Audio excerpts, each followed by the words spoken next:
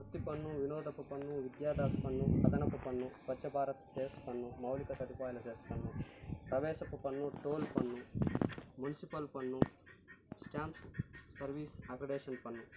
ఇన్ని పన్నులు మనం కడితే వాళ్ళు మన డబ్బులు మనకిచ్చి మనకే గ్యాస్ పెంచేశారు, కరెంట్ ఛార్జీలు పెంచేశారు, బస్ ఛార్జీలు పెంచేశారు.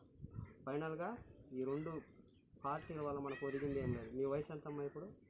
మీ వయసు ఎంత? 49. నా వయసు 35. నేను పుట్టి 30 ఏళ్ళు అవుతాను. మరి ఏం మార్పు వచ్చింది మన ఆంధ్రప్రదేశ్కి?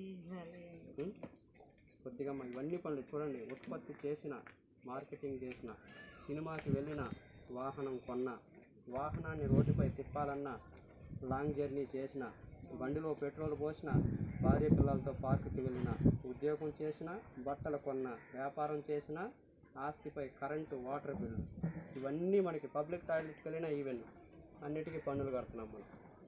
అలాంటి జీవితాల్లో మనం ఉన్నాం. ఒక్క ఓటు మాకు అవకాశం ఇవ్వండి. అలాంటి వాటికి మేము ప్రశ్నించడానికి 400 ఓట్లు వచ్చాక లాస్ట్ ఇయర్, అయినా మేము నిలబడి చేస్తూనే ఉన్నాం సర్వీస్. ఒక అవకాశం, ఒక 5,000 6,000 ఓట్లు వస్తే తీసుకున్నాము.